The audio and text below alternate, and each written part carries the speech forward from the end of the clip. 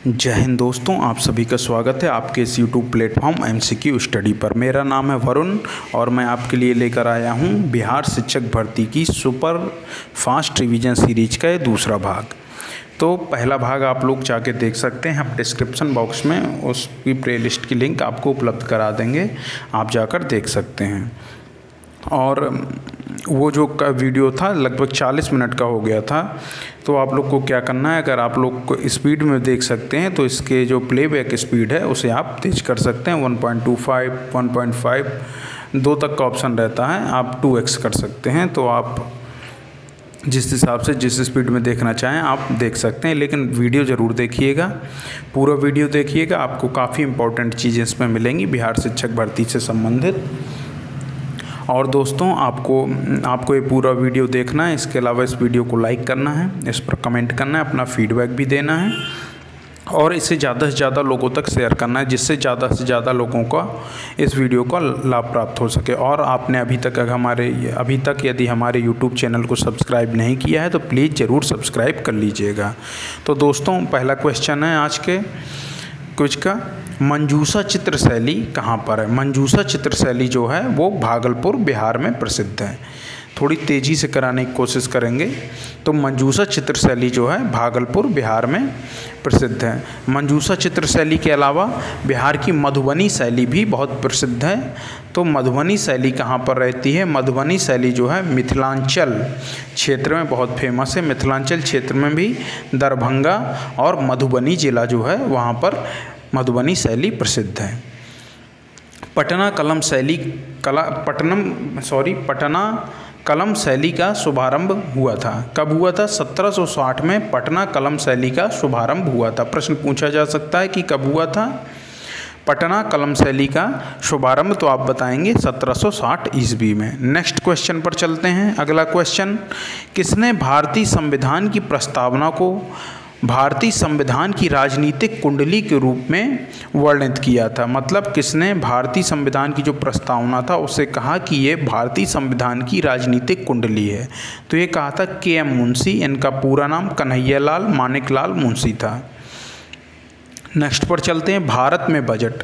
अब हम भारत में बजट की पूरी बात कर लेंगे, इसमें लगभग सारे क्वेश्चन इसमें कवर हो जाएंगे। सबसे पहले तो भारत में बजट, भारतीय संविधान में बजट शब्द का कहीं भी उल्लेख नहीं है। अनुच्छेद 112 में वार्षिक वित्तीय विवरण नाम से लिखा गया है बजट को, जिसे हम आम भाषा में बजट कह देते हैं। और बजट क्या होता है। बजट जो होता है अगले आने वाले वर्ष के लिए जो खर्च होगा उसका एक अनुमानित लेखा जोखा तैयार किया जाता है सरकार के द्वारा कि हमें कहाँ से कितनी हमें कमाई होगी हमारा और कहाँ पर व्यय होगा, मतलब कितनी आय होगी और कितना व्यय होगा, इसका एक अनुमानित लेखा जोखा तैयार किया जाता है। इससे संबंधित जो क्वेश्चन है, सर्वाधिक बार बजट पेश किया, सर्वाधिक जो बार भारत में बजट पेश किया है वो किया है मोरारजी देसाई ने। इन्होंने कितनी बार किया है। इन्होंने 10 बार किया है।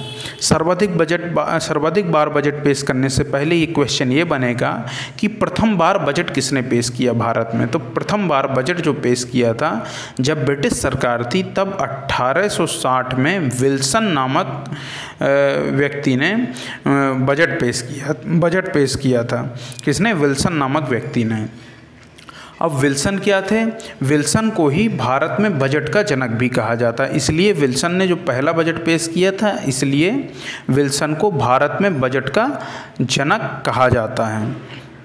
उसके बाद फिर क्या होता है, 1860 से लेके 1923 तक बजट जो रहता है रेल बजट और आम बजट एक साथ पेश किए जाते थे।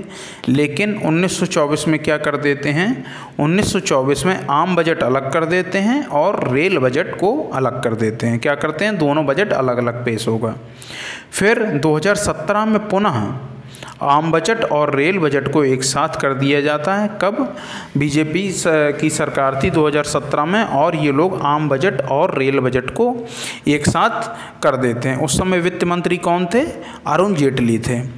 तो अरुण जेटली जो बीजेपी से वित्त मंत्री थे उसी समय रेल बजट और आम बजट को एक साथ कर दिया जाता है।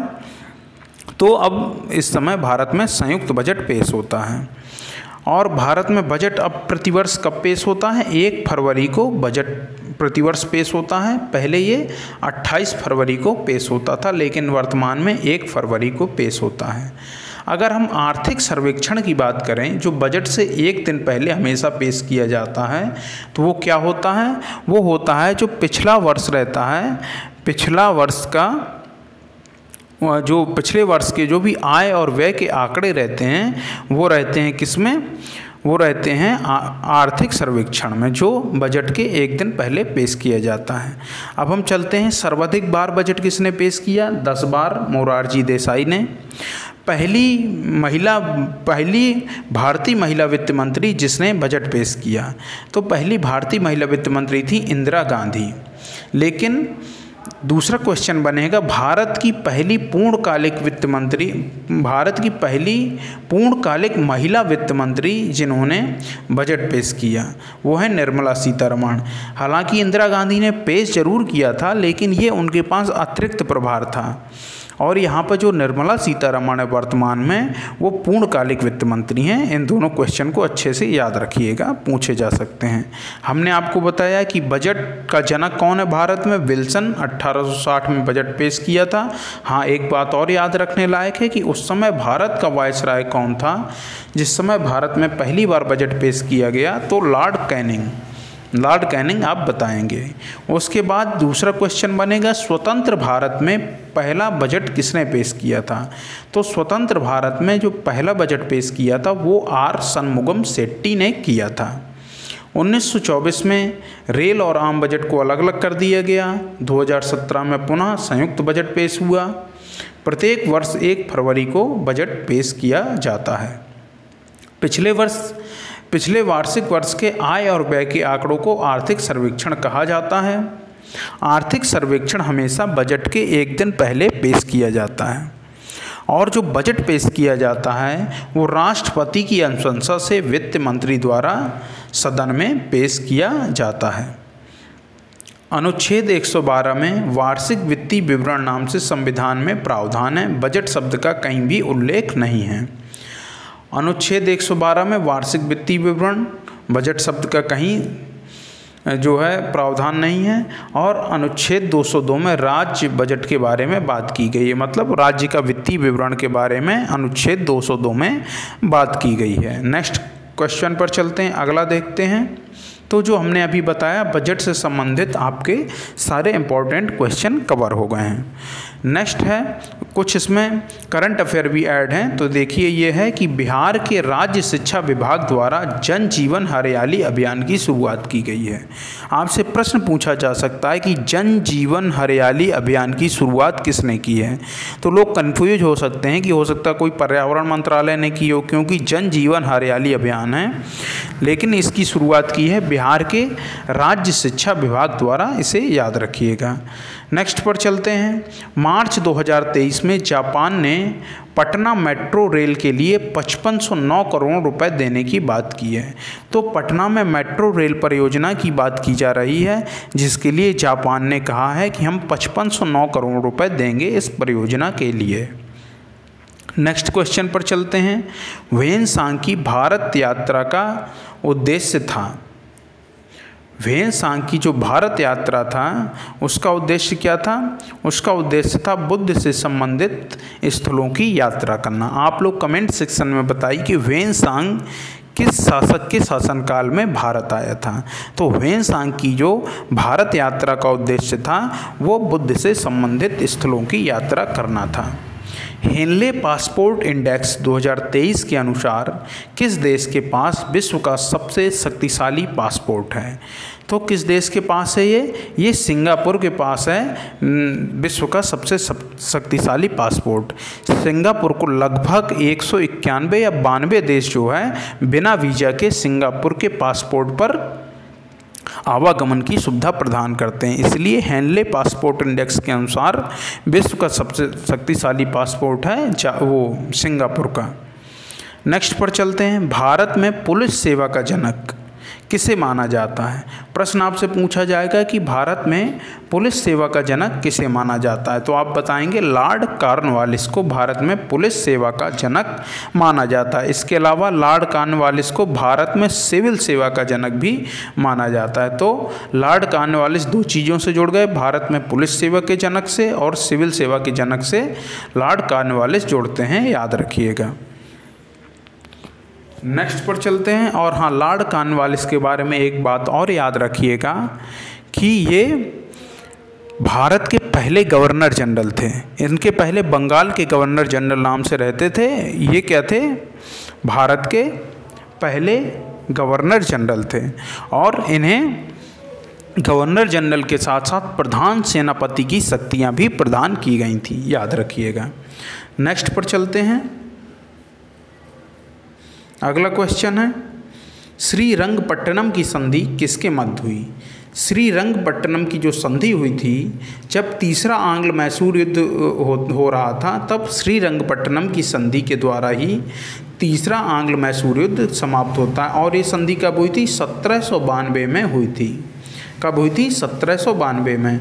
टीपू सुल्तान और लॉर्ड कॉर्नवालिस के मध्य 1792 में किसकी संधि हुई थी? श्रीरंगपट्टनम की संधि। इस संधि के द्वारा तीसरा आंग्ल मैसूर युद्ध समाप्त होता है और इसमें जो संधि हुई थी, इसके अनुसार टीपू सुल्तान को 3 करोड़ रुपए हर्जाना युद्ध क्षतिपूर्ति के रूप में अंग्रेज़ों को देना पड़ता है और टीपू सुल्तान का आधा राज्य भी अंग्रेज़ों के पास चला जाता है। नेक्स्ट पर चलते हैं। अगला क्वेश्चन है, 1916 के प्रसिद्ध लखनऊ समझौते पर जो मुस्लिम लीग और कांग्रेस के साथ समझौता हुआ, मुस्लिम लीग और कांग्रेस के मध्य समझौता हुआ था, तो उसमें जो लखनऊ पैक्ट है 1916 का, उसमें वैसे तो इसमें गरम दल और नरम दल भी साथ आए थे यहाँ पे, लेकिन मुस्लिम लीग और कांग्रेस ने संयुक्त अधिवेशन में हिस्सा लिया था। तो मोहम्मद अली जिन्ना और बाल गंगाधर तिलक के बीच ये समझौता हुआ था। किसके किसके मध्य हुआ था? बाल गंगाधर तिलक और मोहम्मद अली जिन्ना के मध्य ये समझौता हुआ था। नेक्स्ट पर चलते हैं। नायलॉन जो है एक प्राकृतिक रेशा नहीं है। नायलॉन क्या है? आपसे प्रश्न पूछा जाएगा, 4 ऑप्शन दिए रहेंगे कि लिनन, रेशम, जूट और नायलॉन में से कौन प्राकृतिक रेशा नहीं है। तो हम बता देंगे कि नायलॉन जो है एक प्राकृतिक रेशा नहीं है, जबकि लिनन, रेशम और जूट एक प्राकृतिक रेशा है। आप जानते होंगे लिनन और रेशम के कपड़े बनते हैं और जूट जो है बोरी वगैरह बनाने में, आपने देखा होगा जूट की बोरी वगैरह रहती हैं, उनको बनाने में प्रयोग किया जाता है। जूट के वैसे कपड़े तो नहीं देखे, नायलॉन के लेकिन कपड़े बनते हैं, लेकिन ये सिंथेटिक फाइबर है, यानी संश्लेषित रेशा है। नेक्स्ट क्वेश्चन पर चलते हैं। अगला क्वेश्चन है कि 18वीं प्रश्न किस प्रकार आएगा, हमने सीधे आपको लिख दिया है, प्रश्न हम बना के बता रहे हैं कि 18वीं शताब्दी में बंगाल किसके नेतृत्व में मुग़ल नियंत्रण से आज़ाद हुआ। आप जानते हैं जब परवर्ती मुग़ल चल रहे थे, तब उस समय मुग़ल साम्राज्य बहुत कमज़ोर होता जा रहा था। तो उस समय अनेक क्षेत्रीय राज्यों का उदय होता है, जैसे हैदराबाद के क्षेत्र में निज़ाम, अवध के नवाब अलग आते हैं और बंगाल के नवाब अलग आते हैं। तो बंगाल में जो है ये मुर्शिद कुली खां के नेतृत्व में बंगाल आज़ाद होता है 18वीं शताब्दी में मुग़ल नियंत्रण से। नेक्स्ट पर चलते हैं। यूपीएससी के चेयरपर्सन इस समय कौन है? अगर यूपीएससी के चेयरपर्सन की बात की जाए तो वर्तमान में डॉक्टर मनोज सोनी जो हैं यूपीएससी के चेयरमैन हैं। अगर यूपीएससी के बारे में बात की जाए तो संविधान के अनुच्छेद 315 से लेके 323 तक संघ लोक सेवा आयोग तथा राज्य लोक सेवा आयोग के गठन का प्रावधान किया गया है। और भाग कौन सा है? ये भाग 14 है संविधान का। इसके अलावा यूपीएससी के जो चेयरमैन है या चेयरपर्सन कह लीजिए, चेयरपर्सन यानी अध्यक्ष और सदस्यों की नियुक्ति किसके द्वारा की जाती है? तो ये याद रखिएगा, ये नियुक्ति राष्ट्रपति के द्वारा की जाती है। ये अनुच्छेद 316A में दिया हुआ है, याद रखिएगा। नेक्स्ट पर चलते हैं। अगला क्वेश्चन है अगला क्वेश्चन क्या है? बापू टावर महात्मा गांधी को समर्पित हाईटेक संग्रहालय बनाया गया है। ये बनाया गया है गर्दनी बाग पटना में। तो प्रश्न किस प्रकार बनेगा कि जो बापू टावर है ये क्या है? ये भी आपसे पूछा जा सकता है, सीधे सीधे पूछा जा सकता है कि बापू टावर क्या है। तो आप बताएंगे महात्मा गांधी को समर्पित हाईटेक संग्रहालय है और एक गर्दनी बाग पटना में बना हुआ है। नेक्स्ट पर चलते हैं। प्रारंभिक वैदिक सभ्यता का एकमात्र स्रोत है, तो ये क्या है? ऋग्वेद है। ऋग्वेद सबसे प्राचीनतम वेद है। इसमें 10 मंडल, 1024 सूक्त और 10,462 श्लोक हैं। इसके तीसरे मंडल में गायत्री मंत्र का हमें उल्लेख मिलता है और 10वें मंडल में क्या मिलता है? 10वें मंडल में हमें पुरुष सूक्त का उल्लेख मिलता है, जिसके अनुसार वर्ण जो विभाजन किया गया है ब्राह्मण, क्षत्रिय, वैश्य, शूद्र, उसी में देखने को मिलता है। नेक्स्ट पर चलते हैं। अगला क्वेश्चन है विश्व स्क्वैश कप 2023 चैंपियनशिप का आयोजन कहाँ किया गया? तो विश्व स्क्वैश कप 2023 चैंपियनशिप का जो आयोजन किया गया है ये भारत में किया गया है। और इस चैंपियनशिप को जीता किसने है? इस चैंपियनशिप को जीता भी हमारे देश भारत ने ही है। नेक्स्ट पर चलते हैं। संसद रत्न पुरस्कार 2023 बिहार के किस सांसद को मिला है? तो बिहार से मनोज कुमार झा जी को, जो बिहार से सांसद हैं, उन्हें संसद रत्न पुरस्कार मिला है। हालांकि ये शायद राज्यसभा सांसद हैं। नेक्स्ट पर चलते हैं। अगला क्वेश्चन है 2023 में अपना पहला महिला जूनियर हॉकी कप किसने जीता है? तो 2023 में जो अपना पहला महिला जूनियर हॉकी कप है ये जीता है किसने? ये भारत ने जीता है। भारत ने दक्षिण कोरिया को 2-1 से हराकर ये कप जीत लिया। दोस्तों कुछ करंट अफेयर के क्वेश्चन भी हैं इसमें, तो ये आपके काम ही आएंगे। नेक्स्ट क्वेश्चन पर चलते हैं। 18 मई 2023 को अंतर्राष्ट्रीय संग्रहालय एक्सपो का उद्घाटन किसने किया? ये 18 मई जो 2023 को अंतर्राष्ट्रीय संग्रहालय एक्सपो जो बनाया गया, जो आयोजन हुआ, इसका उद्घाटन भारत के प्रधानमंत्री नरेंद्र मोदी द्वारा किया गया है। नेक्स्ट पर चलते हैं। अगला क्वेश्चन है ग्राम पंचायत के सचिव की नियुक्ति कौन करता है? अगर आपसे पूछ लिया जाए कि ग्राम पंचायत के सचिव की नियुक्ति कौन करता है, तो ये राज्य सरकार द्वारा की जाती है। राज्य सरकार के कौन से विभाग द्वारा पूछ लिया जाए तो ये की जाती है ग्राम पंचायत एवं ग्रामीण विकास विभाग द्वारा ग्राम पंचायत के सचिव की नियुक्ति की जाती है। नेक्स्ट पर चलते हैं। अगला क्वेश्चन है अखिल भारतीय मुस्लिम लीग के प्रथम अध्यक्ष कौन थे? अखिल भारतीय मुस्लिम लीग के अगर प्रथम अध्यक्ष की बात की जाए तो नवाब सलीमुल्लाह खान थे। नवाब सलीमुल्लाह खान थे अखिल भारतीय मुस्लिम लीग के प्रथम अध्यक्ष। मुस्लिम लीग की स्थापना कब होती है? 1906 में मुस्लिम लीग की स्थापना होती है। नेक्स्ट क्वेश्चन पर चलते हैं। दोस्तों अगर अगर आपको हमारा ये वीडियो पसंद आ रहा हो, आपको हमारी मेहनत पसंद आ रही हो, तो इस वीडियो को लाइक करिए, कमेंट करिए, शेयर करिए। और आपने अभी तक अगर हमारे यूट्यूब चैनल को सब्सक्राइब ना किया हो तो प्लीज़ ज़रूर सब्सक्राइब करके हमारे इस चैनल को अपना सपोर्ट दिखाइए। दोस्तों नेक्स्ट क्वेश्चन है आत्मीय सभा की स्थापना किसने की थी? तो आत्मीय सभा की स्थापना जो की थी राजा राम मोहन राय ने की थी और ब्रह्म समाज की स्थापना भी राजा राम मोहन राय ने ही की थी। आप लोग को कमेंट सेक्शन में बताना है कि आत्मीय सभा और ब्रह्म सभा की स्थापना राजा राम मोहन राय द्वारा किस सन में की गई। कमेंट सेक्शन में बताइए। हम आपको पहले भी बता चुके हैं। अगर आपको हमारे पहले वीडियोस देखना है तो आपको इसी वीडियोस के डिस्क्रिप्शन बॉक्स में आप जाएंगे, सारी प्लेलिस्ट की लिंक मिल जाएगी। तो आप जाकर जितने भी हमने अभी तक कुछ कराए हैं, GK, Bihar special history, Bihar current affair, ये सब वगैरह जो कराए हैं आप जाकर देख सकते हैं। और हमने कुछ क्लासें भी चलाई थी जो इतिहास और हिंदी की थी, उन्हें भी आप जाकर देख सकते हैं। यकीनन आपके वो काम की ज़रूर साबित होंगी। तो दोस्तों नेक्स्ट, हाँ, ये पहले राजा राम मोहन राय के बारे में जान लेते हैं। राजा राम मोहन राय को भारतीय पुनर्जागरण का या भारतीय नवजागरण का पिता के रूप में भी जाना जाता है। सती प्रथा के लिए इन्होंने आंदोलन चलाया था। फिर लॉर्ड विलियम बेंटिक जो रहता है, लॉर्ड विलियम बेंटिक की सहायता से हमें क्या होता है, सती प्रथा पर लॉर्ड विलियम बेंटिक कानून बना देता है। एक बात याद रखिएगा कि भारत का जो प्रथम गवर्नर जनरल बताया है, लॉर्ड कॉर्नवालिस शायद नहीं है, अभी कंफर्म करके आप लोग गूगल करके देख लीजिएगा। थोड़ी लॉर्ड विलियम बेंटिक और लॉर्ड कॉर्नवालिस में थोड़ी सा कन्फ्यूजन है, मुझे लॉर्ड विलियम बेंटिक ज़्यादा लग रहा है, आप लोग भी देख लीजिएगा। नेक्स्ट पर चलते हैं। 2001 की जनगणना के अनुसार बिहार की जनसंख्या कितनी है? 2001 की जनगणना के अनुसार पूछा गया है, तो याद रखिएगा 2001 की जनगणना के अनुसार बिहार की जनसंख्या जो थी 83 मिलियन थी। दोस्तों आप लोग कमेंट सेक्शन में क्या बताएंगे कि 2011 की जनगणना के अनुसार बिहार की जनसंख्या कितनी थी? आपको ये कमेंट सेक्शन में बताना है।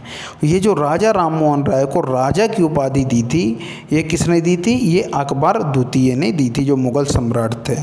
और मुग़ल सम्राट अकबर द्वितीय की पेंशन के लिए ही बात करने राजा राम मोहन राय इंग्लैंड जाते हैं और वहीं पर इनकी मृत्यु हो जाती है। ब्रिस्टल इंग्लैंड में इनकी मृत्यु हो जाती है। नेक्स्ट पर चलते हैं। अगला क्वेश्चन है, हाँ, इनका एक बहुत ही प्रसिद्ध जो है अखबार है मिरातुल अखबार, ये निकाला था राजा राम मोहन राय ने, इसे भी याद रखिएगा। नेक्स्ट पर चलते हैं। अगला क्वेश्चन है, आओ बिहार योजना किससे संबंधित है? ये देखिए करंट का आ गया क्वेश्चन, आओ बिहार योजना किससे संबंधित है? आओ बिहार योजना जो है बिहार में नई औद्योगिक इकाई की स्थापना से संबंधित है, याद रखिएगा। नेक्स्ट क्वेश्चन पर चलते हैं। टीवी प्रसारण में ऑडियो सिग्नलों के लिए प्रयुक्त तकनीक है। जो ऑडियो सिग्नल होते हैं टीवी में, जो ऑडियो सिग्नल होते हैं उनके लिए कौन सी तकनीक प्रयुक्त की जाती है? फ्रीक्वेंसी कंट्रोल यानी आवृत्ति नियंत्रण जो तकनीकी है उसका प्रयोग किया जाता है। नेक्स्ट पर चलते हैं। अगला क्वेश्चन है, अगर आपसे पूछा जाए कि सीएनजी जो है किस प्रकार का ईंधन है, तो हम क्या बताएंगे? सीएनजी जो है एक जीवाश्म ईंधन है।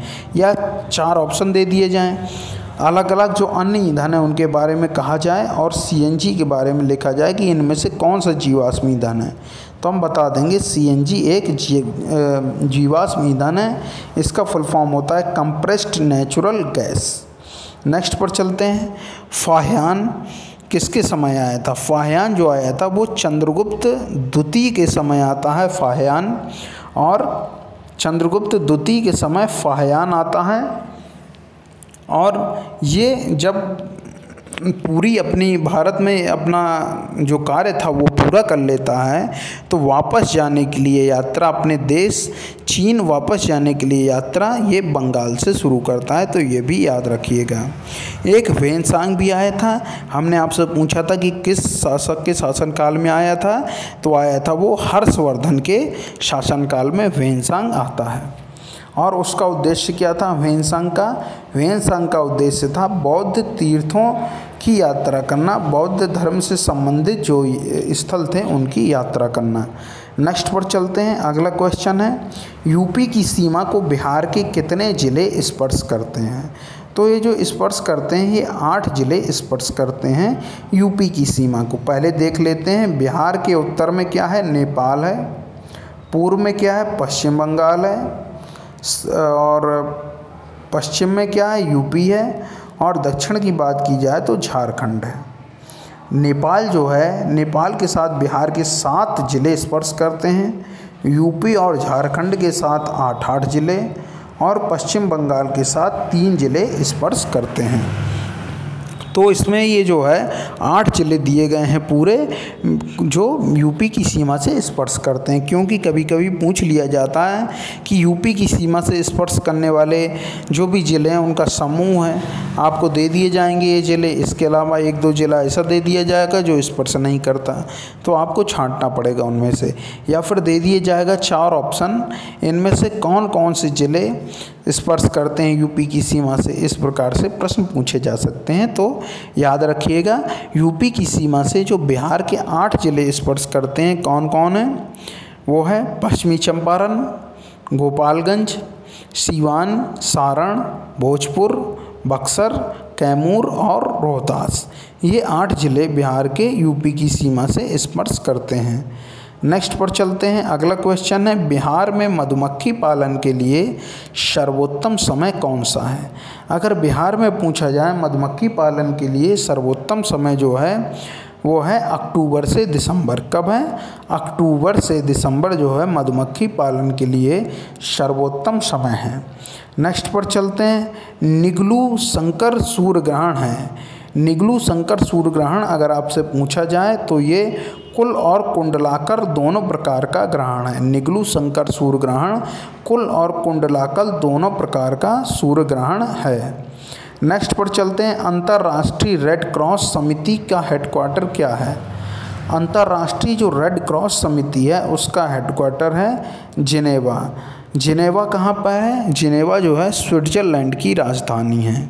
अगर आपसे WHO का भी हेडक्वार्टर पूछा जाए, यानी विश्व स्वास्थ्य संगठन का, तो आपको क्या बताना है कि जिनेवा में ही स्थित है। नेक्स्ट पर चलते हैं। अगला क्वेश्चन है, भारतीय संविधान की प्रस्तावना में 3 न्याय की बात की गई है, तो वो कौन कौन से न्याय हैं? ये प्रश्न पूछा जाता है कि कौन कौन से न्याय हैं। तो न्याय याद रखिएगा, सामाजिक, आर्थिक और राजनीतिक। कौन कौन से न्याय की बात की गई है? सामाजिक, आर्थिक और राजनीतिक न्याय की बात की गई है। तो और संविधान की जो प्रस्तावना में है उसमें 5 प्रकार की स्वतंत्रता के बारे में भी जिक्र किया गया है। तो आप लोग को कमेंट सेक्शन में उन 5 प्रकार की स्वतंत्रता के बारे में बताना है, कौन कौन सी स्वतंत्रता के बारे में जिक्र किया गया है। प्रस्तावना पहले ढूंढिएगा, उसमें लिखा होगा 3 प्रकार के न्याय और 5 प्रकार की स्वतंत्रता, उसको देखिएगा, पढ़िएगा, उसका नोट्स बनाकर इसमें कमेंट सेक्शन में कमेंट करिएगा। तो दोस्तों नेक्स्ट क्वेश्चन पर चलते हैं। न्यूनतम समर्थन मूल्य यानी मिनिमम सपोर्ट प्राइस तय करता है। तो मिनिमम सपोर्ट प्राइस कौन तय करता है? ये तय करता है CACP, जिसे कहते हैं कृषि लागत और मूल्य आयोग। सबसे पहले जो मिनिमम सपोर्ट प्राइस है कितनी फसलों के लिए तय किया जाता है? 23+2 यानी कुल 25 फसलों के लिए न्यूनतम समर्थन मूल्य तय किया जाता है। ये क्यों तय किया जाता है पहले ये जान लेते हैं। क्योंकि आप जानते हैं कि भारत एक कृषि प्रधान देश है, तो इसमें काफ़ी बड़ी मात्रा में लोग खेती करते हैं। तो सरकार, जिससे किसानों को नुकसान ना उठाना पड़े, तो सरकार हर फसल का एक न्यूनतम समर्थन मूल्य तय करती है कि आपकी यदि महंगी बिक गई इससे तो बहुत अच्छी बात, अगर नहीं बिकी तो कम से कम इतने प्राइस में सरकार आपसे ये जो आपकी फसल है उसे खरीद लेगी। तो ये सबसे पहले किसने न्यूनतम समर्थन मूल्य के बारे में सबसे पहले किसने बात की थी? तो न्यूनतम समर्थन मूल्य तय करने के बारे में जो सबसे पहले बात की थी, इसके लिए एक आयोग बनाने की बात की जा रही थी। तो दांतेवाला समिति थी, एक कौन समिति थी? दांतेवाला समिति ने सिफारिश की। तो 1965 में कृषि और मूल्य आयोग की स्थापना की जाती है। फिर 1985 में इसका नाम बदलकर कृषि लागत और मूल्य आयोग रख दिया जाता है। तो CACP को क्या कहेंगे? कृषि लागत और मूल्य आयोग। याद रखिएगा, ये MSP तय करता है कि किस फसल की कितनी MSP रहेगी। नेक्स्ट पर चलते हैं। अगला क्वेश्चन है, एंटीजन का कार्य है। अगर हम एंटीजन के कार्य के बारे में बात करें तो एंटीजन का कार्य क्या होता है? एंटीबॉडी के निर्माण को प्रोत्साहित करना। याद रखिएगा, एंटीबॉडी के निर्माण, शरीर में एंटीबॉडी के निर्माण को प्रोत्साहित करना, ये एंटीजन का कार्य रहता है। नेक्स्ट क्वेश्चन क्या है? मध्यकाल में पटना का नवनिर्माण किसने करवाया था? अगर पटना के नवनिर्माण की बात करें मध्यकाल में, तो ये किसने कराया था? ये शेरशाह सूरी ने कराया था। और पाटलिपुत्र की स्थापना की अगर बात करें तो ये गंगा और सोन नदी के संगम पर किसने की थी? ये की थी उदयन ने पाटलिपुत्र नामक नगर की स्थापना की थी। अगर हम पाटलीग्राम की बात करें तो पाटलीग्राम की स्थापना की थी किसने की थी? अजातशत्रु ने। हम पटना को पाटलिपुत्र, अजीमाबाद, कुसुमपुर इन सभी नामों से भी जानते हैं, याद रखिएगा। तो मध्यकाल में पटना का नवनिर्माण किसने कराया था? ये कराया था शेरशाह सूरी ने। शेरशाह सूरी दिल्ली सल्तनत के 1940 से लेके 1945 तक सुल्तान रहते हैं। शेरशाह सूरी का मकबरा सासाराम बिहार में स्थित है। और शेरशाह सूरी ने अपनी राजधानी दिल्ली सल्तनत में जब वो शासन कर रहे थे तो इन्होंने अपनी राजधानी सासाराम बिहार को ही बनाया था। नेक्स्ट क्वेश्चन पर चलते हैं। गाय के दूध का प्रोटीन क्या कहलाता है? गाय के दूध के प्रोटीन की बात की जाए तो ये केसीन कहलाता है। क्या कहलाता है? केसीन। भाषण और अभिव्यक्ति की स्वतंत्रता संविधान के किस अनुच्छेद में दिया गया है? तो संविधान के अनुच्छेद 19 में भाषण एवं अभिव्यक्ति की स्वतंत्रता की बात की गई है। किसकी? भाषण और अभिव्यक्ति की स्वतंत्रता की बात अनुच्छेद 19 में की गई है। अनुच्छेद 17 में क्या किया गया है? अनुच्छेद 17 में किया गया है अस्पृश्यता यानी छुआछूत के अंत की बात अनुच्छेद 17 में की गई है। और अनुच्छेद 18 में क्या किया गया है? अनुच्छेद 18 में उपाधियों के अंत के बारे में बात की गई है। नेक्स्ट पर चलते हैं। अगला क्वेश्चन है, विश्व लीवर दिवस कब मनाया जाता है? अगर विश्व लीवर दिवस की बात की जाए तो ये मनाया जाता है 19 अप्रैल को। 19 अप्रैल को विश्व लीवर दिवस मनाया जाता है, याद रखिएगा। नेक्स्ट पर चलते हैं। अगला क्वेश्चन है, अगला क्वेश्चन जो है नीति आयोग के अध्यक्ष के बारे में पूछा गया है। तो नीति आयोग के अध्यक्ष कौन है? नीति आयोग के जो अध्यक्ष होते हैं तत्कालीन प्रधानमंत्री होते हैं। तो हमारे वर्तमान प्रधानमंत्री श्री नरेंद्र मोदी जी नीति आयोग के अध्यक्ष हैं। नीति आयोग के गठन के बारे में बात की जाए तो 1 जनवरी 2015 को योजना आयोग के स्थान पर नीति आयोग के गठन का प्रावधान किया गया था। मतलब नीति आयोग का गठन कब हुआ था? 1 जनवरी 2015 को इसका गठन हुआ था। नीति आयोग के वर्तमान अध्यक्ष कौन है? प्रधानमंत्री नरेंद्र मोदी। प्रथम अध्यक्ष भी प्रधानमंत्री नरेंद्र मोदी ही थे, क्योंकि जब से 2015 से बना है तब से लगातार भारत के प्राइम मिनिस्टर हैं। अगर हम पहले उपाध्यक्ष के बारे में बात करें तो पहले उपाध्यक्ष कौन है?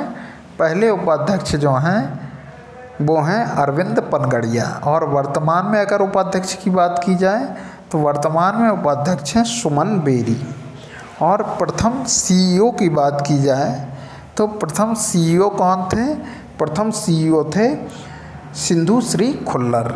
वर्तमान नीति आयोग के वर्तमान में सीईओ की बात की जाए तो वो हैं VVR सुब्रमण्यम, याद रखिएगा।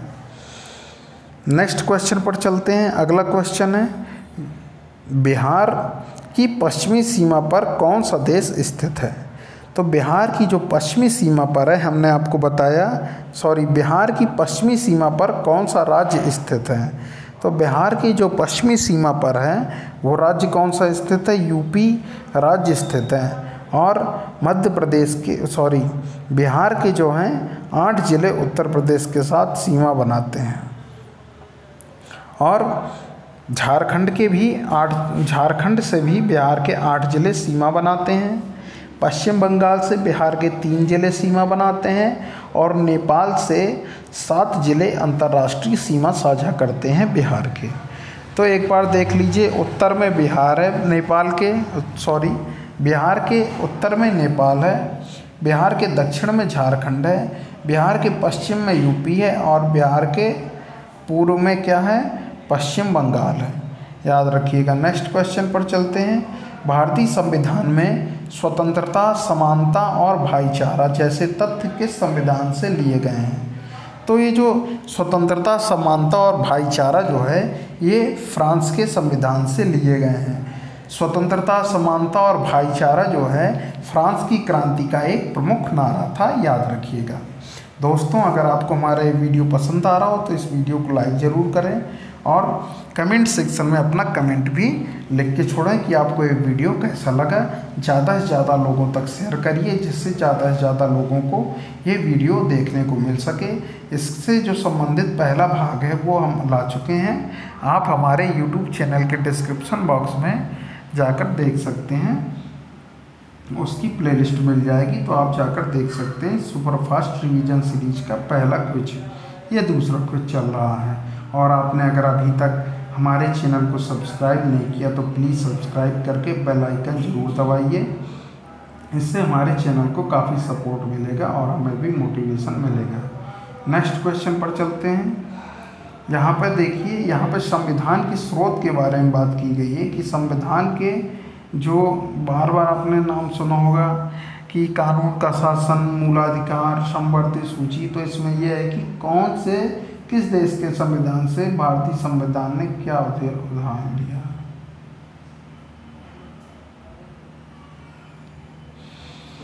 तो संविधान के जो स्रोत हैं उन्हें देख लेते हैं। हमें यूएसए से यानी संयुक्त राज्य अमेरिका से हमें मूल अधिकार प्राप्त हुए हैं, न्यायिक पुनरावलोकन का सिद्धांत प्राप्त हुआ है, स्वतंत्र न्यायपालिका, कौन कौन से अमेरिका से, मूल अधिकार, न्यायिक पुनरावलोकन और स्वतंत्र न्यायपालिका।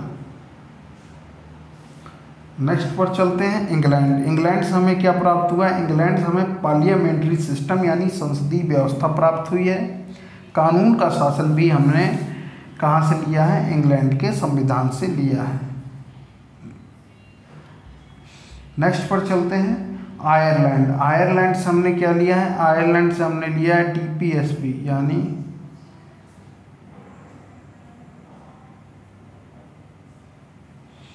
नेक्स्ट पर चलते हैं। आयरलैंड, आयरलैंड से क्या लिया गया है? DPSP। DPSP क्या है? Directive principle of state policy, राज्य के नीति निर्देशक तत्व। कहाँ से लिया गया? देखिए, आयरलैंड से क्या लिया गया है? DPSP यानी राज्य के नीति निर्देशक तत्व लिए गए हैं आयरलैंड से। और ये जो राज्य के नीति निर्देशक तत्व हैं ये अनुच्छेद 36 से लेके 51 तक दिए गए हैं संविधान के भाग 4 में। अगर मूल अधिकारों के बारे में बात की जाए तो मूल अधिकार भाग 3 में दिया गया है अनुच्छेद कहाँ से लेके? अनुच्छेद 12 से लेके 35 तक। और नागरिकता के बारे में किस में दिया गया है? भाग 2 में दिया गया है अनुच्छेद 5 से लेके 11 तक। भाग 1 में क्या दिया गया है? भारत एक संघ होगा, इसके बारे में भारत और क्या क्या रहेगा, कैसे राज्य की परिभाषा रहेगी भारत में, इन सभी के बारे में भाग 1 में दिया गया है। उसे कहते हैं भारत और उसका राज्य क्षेत्र, भाग 1 का नाम है। उसमें अनुच्छेद 1 से लेके 4 तक वर्णन है इन सब के बारे में। तो आयरलैंड से हमने क्या लिया है? DPSP लिया है। ऑस्ट्रेलिया से हमने क्या लिया है? ऑस्ट्रेलिया से समवर्ती सूची ली है, यानी कॉन्करेंट लिस्ट हमने जो लिया है, समवर्ती सूची ऑस्ट्रेलिया से ली है। समवर्ती सूची क्या रहती है? समवर्ती सूची के विषय पर राज्य और केंद्र दोनों एक साथ कानून बना सकते हैं, लेकिन अगर दोनों कानून बना देते हैं किसी एक विषय पर तो केंद्र का प्रभावी माना जाएगा। नेक्स्ट पर चलते हैं। जर्मनी से हमने क्या लिया है? जर्मनी से हमने आपात उपबंध लिए हैं। आप लोग कमेंट सेक्शन में ये बताइए कि संविधान संशोधन की प्रक्रिया हमने किस देश के संविधान से ली है। नेक्स्ट पर चलते हैं। राज्य सरकार का कार्यकारी प्रमुख होता है। राज्य सरकार का जो कार्यकारी प्रमुख होता है वो होता है राज्यपाल, याद रखिएगा। राज्य सरकार का कार्यकारी प्रमुख राज्यपाल होता है।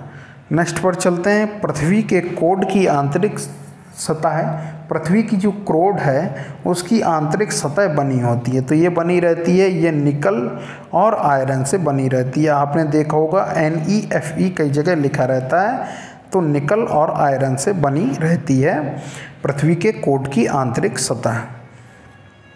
नेक्स्ट पर चलते हैं। अगला क्वेश्चन है, इसमें कुछ इम्पोर्टेंट इंडियन नेशनल कांग्रेस के जो अधिवेशन के अध्यक्ष हैं उनके बारे में बात की गई है। सबसे पहले आप जानते हैं कि भारतीय राष्ट्रीय कांग्रेस की स्थापना 28 दिसंबर को कहाँ पे हुई थी? मुंबई के ग्वालियर टैंक जो मैदान है वहाँ पे हुई थी। संस्कृत कॉलेज वहाँ पे था, वहाँ पे इसकी स्थापना हुई थी। कांग्रेस की स्थापना का श्रेय किसे दिया जाता है? A.O. ह्यूम को दिया जाता है। एक रिटायर्ड अंग्रेज अधिकारी थे, उन्हें ये A.O. ह्यूम को कांग्रेस की स्थापना का श्रेय दिया जाता है। इसका जो पहला अधिवेशन हुआ था मुंबई में हुआ था, वही ग्वालियर टैंक मैदान में ही। इसमें कुल 72 प्रतिनिधियों ने हिस्सा लिया था और इसके पहले जो अध्यक्ष बने थे, पहले अधिवेशन के अध्यक्ष वो थे W.C. बनर्जी, यानी व्योमेश चंद्र बनर्जी। और जो महासचिव बने थे पहले, वो उनका नाम था A.O. ह्यूम। ये इसके संस्थापक सदस्य भी थे। तो जब A.O. ह्यूम बनते हैं, 72 प्रतिनिधि उसमें उपस्थित रहते हैं, वो पहला अधिवेशन रहता है।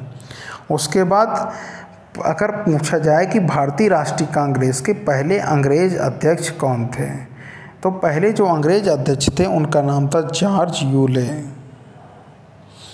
क्या था? जॉर्ज यूले नाम था। ये शायद इलाहाबाद अधिवेशन में अध्यक्षता करते हैं और जहाँ तक मुझे याद है 1888 के अधिवेशन में ये अध्यक्षता करते हैं। नेक्स्ट पर चलते हैं। प्रथम मुस्लिम अध्यक्ष, इंडियन नेशनल कांग्रेस के प्रथम मुस्लिम अध्यक्ष अगर आपसे पूछा जाए तो बदरुद्दीन तैयब जी प्रथम मुस्लिम अध्यक्ष हैं। इसके अलावा आपसे पूछा जाएगा कि इंडियन नेशनल कांग्रेस की प्रथम महिला जो अध्यक्ष बनी है कौन बनी है, तो प्रथम महिला अध्यक्ष बनी है वो एनी बेसेंट बनी है। 1917 में कलकत्ता के अधिवेशन में बनी थी। नेक्स्ट पर चलते हैं। अगला क्वेश्चन है, भारतीय महिला अध्यक्ष, इंडियन नेशनल कांग्रेस की पहली भारतीय महिला अध्यक्ष कौन बनी है? वो बनी है सरोजनी नायडू। सरोजनी नायडू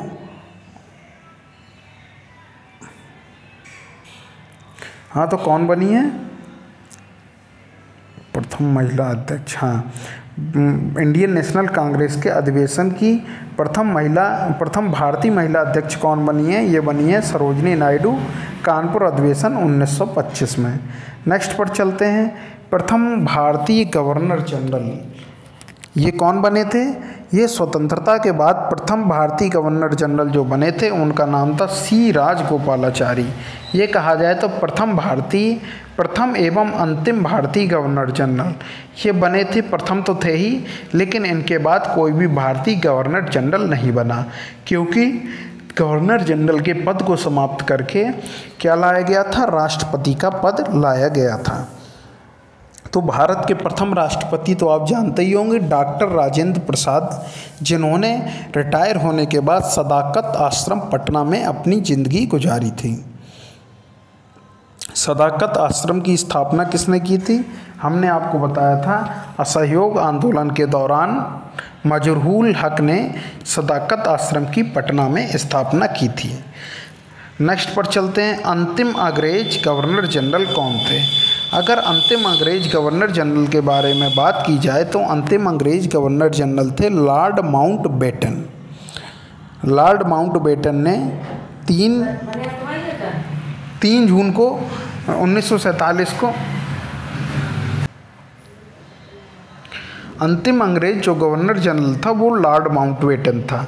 लॉर्ड माउंटबेटन ने 3 जून 1947 को एक योजना प्रस्तुत की थी जिसे माउंटबेटन योजना के नाम से जाना जाता है। इसी के तहत ही भारत का विभाजन के बारे में उन्होंने बात की थी। नेक्स्ट क्वेश्चन पर चलते हैं। अति चालकता भौतिक गुण है। अति चालकता जो भौतिक गुण है ये विद्युत प्रतिरोध की हानि करता है। इसे याद रखिएगा कि अति चालकता जो भौतिक गुण है ये विद्युत प्रतिरोध की हानि करता है। एक क्वेश्चन और याद रखिएगा कि बंगाल का प्रथम गवर्नर कौन था? तो बंगाल का प्रथम गवर्नर जो था वो कौन था? रॉबर्ट क्लाइव था, याद रखिएगा। और भारत का प्रथम वायसराय कौन था? भारत का प्रथम वायसराय था लॉर्ड कैनिंग। 1858 का जो भारत शासन अधिनियम आता है उसके तहत गवर्नर जनरल का पद समाप्त करके वायसराय का पद लाया गया था। तो लॉर्ड कैनिंग ने ही ये घोषणा सुनाई थी। कहाँ पे? इलाहाबाद में इस घोषणा को पढ़ के सुनाया था। और लॉर्ड कैनिंग ही भारत का प्रथम वायसराय बनता है। लॉर्ड कैनिंग जो क्या हुआ था, भारत का प्रथम स्वतंत्रता संग्राम 1857 की क्रांति के समय भी लॉर्ड कैनिंग ही भारत का गवर्नर जनरल था उस समय। नेक्स्ट क्वेश्चन पर चलते हैं। बिहार में 7.5 फीट ऊंची बुद्ध की मूर्ति 7.5 फीट ऊंची बुद्ध की मूर्ति, ये पीतल की मूर्ति है, कहाँ से प्राप्त हुई? ये प्राप्त हुई है सुल्तानगंज से। बिहार में 7.5 फीट ऊंची बुद्ध की मूर्ति, ये पीतल की है मूर्ति, कहाँ से प्राप्त हुई? सुल्तानगंज से प्राप्त हुई। अगर गलत नहीं हूँ तो सुल्तानगंज नालंदा ज़िले में पड़ता है, लेकिन थोड़ी कन्फ्यूजन है। नेक्स्ट पर चलते हैं। बिहार में श्रमिक संघ की स्थापना किसने की? अगर बिहार में श्रमिक संघ की स्थापना की बात की जाए तो श्री नरसिंह नारायण का नाम सामने आता है बिहार में श्रमिक संघ की स्थापना में। नेक्स्ट पर चलते हैं। अगला क्वेश्चन है, बिहार में प्रथम बार राष्ट्रपति शासन कब लगा था? अगर बिहार में प्रथम बार राष्ट्रपति शासन की बात की जाए तो ये कब लगा था? 26 जून 1968 को बिहार में प्रथम बार राष्ट्रपति शासन लगा था।